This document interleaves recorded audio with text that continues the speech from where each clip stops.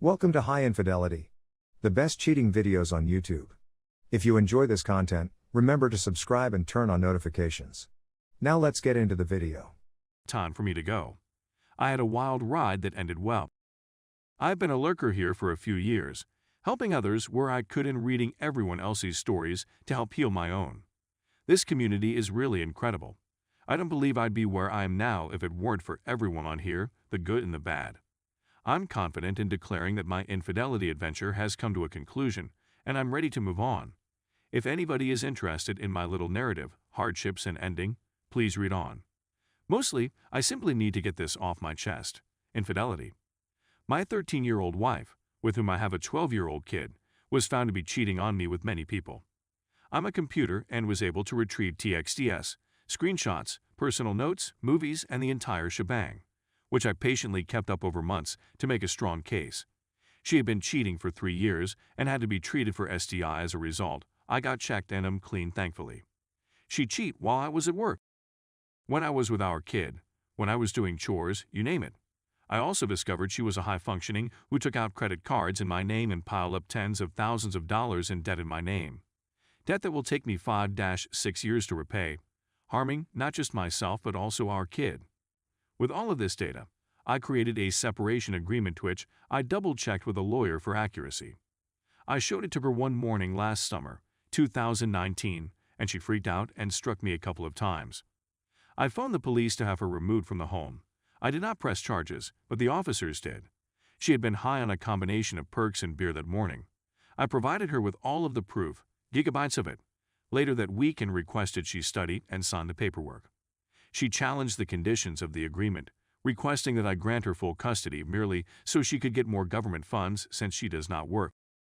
Fortunately, I had a few strong stances, and I pushed her hard to have this done considering what she's done to my life and the lives of our kid. She consented to sign the document. She ended up with nothing. No alimony, no home, no property. I just upped the amount of child support I was paying. Overall, it cost me $2,000 by the time it was signed, which is a bargain compared to some of the prices I've heard on here. I was no longer enraged. I was so depressed that I didn't even celebrate the signing. I only wanted she would overcome her addictions. Unfortunately, it did not occur. She continued to rely on government aid, was homeless for a while, ultimately obtained an apartment, but continued to misuse drugs and alcohol while refusing to get treatment. She now faces multiple criminal charges, and she also destroyed my house one evening when I was gone, shattered windows, spray-painted a message on the wall. Fortunately, there were cameras.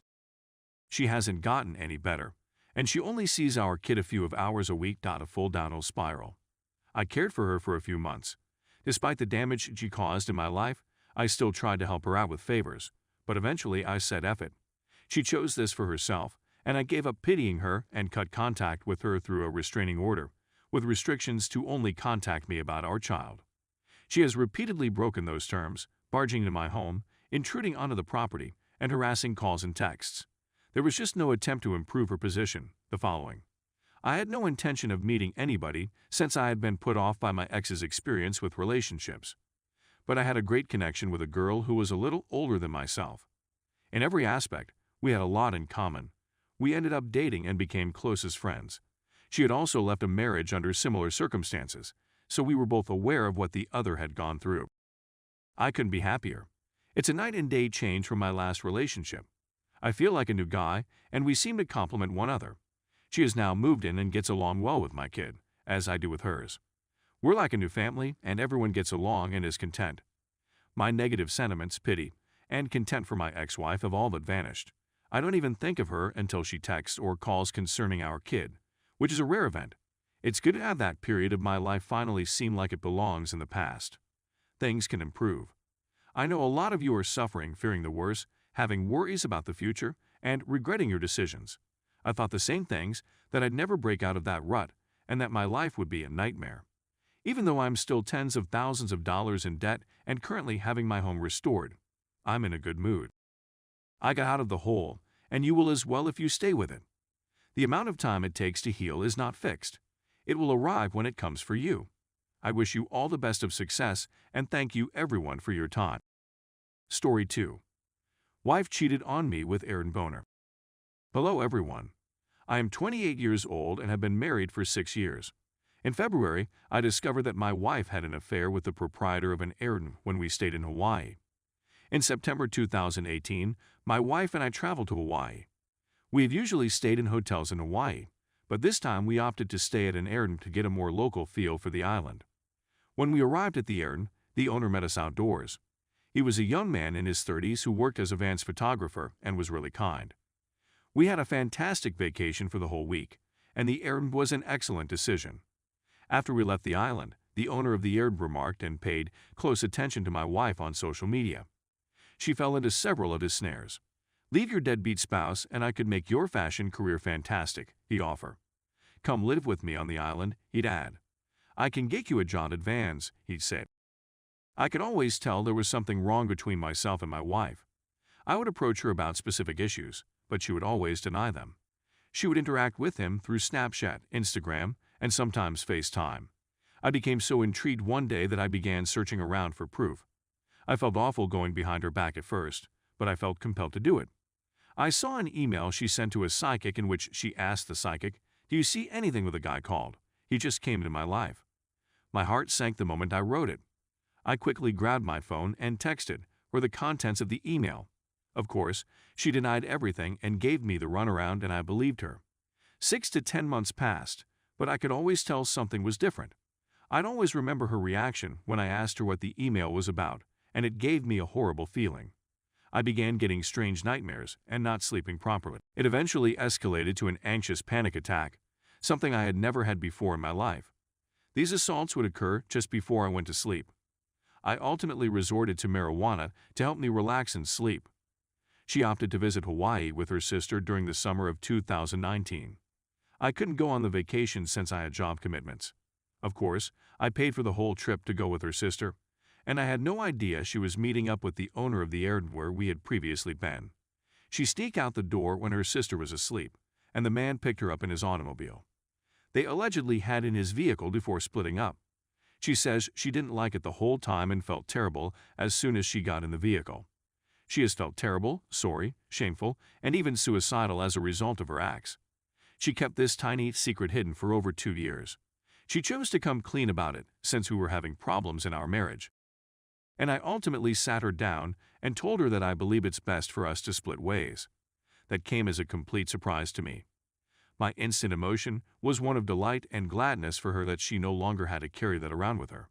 All night, I simply held her and we sobbed together. The following several days, and perhaps weeks, were the most difficult. I kept wondering how I hadn't seen this coming. What is it about me that compelled her to pursue another relationship? It's been over 4 months since I found out, and every night before bed, I still feel pain and despair. Every morning, my first thought is that she has been disloyal to me. I'm usually ill and queasy for the first 2 to 3 hours of the day. We've had a lot of heart-to-heart talks, and I genuinely think she feels sorrow and wishes she could undo everything in an instant, but for some reason, I still feel terrible and queasy every day. Update. I eventually decided to contact the man since I was so fed up with everything emotionally. I contacted him on Instagram. I awoke the following morning to a message from his wife. His wife informed me that she spotted my message in his inbox and would want to speak with me. I decided to call her and chat about our significant others up. I was expecting to find out how much my wife was engaged in the connection and how much she really pushed it ahead, but she didn't have any proof for me.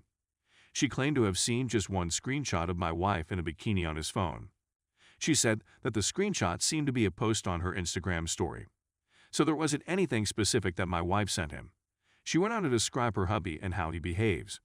She said he is a narcissist who is too, and that my wife is one of 100 other women he has in his Instagram inbox. She said that she has been trying to get him assistance, but he is really hostile. She told me a tangential tale about him renting out an apartment on his property to a fitness model, and one day he forcefully thrust himself on her, but she resisted so strongly that he left. I suppose they came to an arrangement not to pursue charges between themselves. Following my talk with his wife, I am certain that my wife became involved with a predator. She became entangled, just like the hundreds of other girls he tortured. My wife was a victim, in my opinion.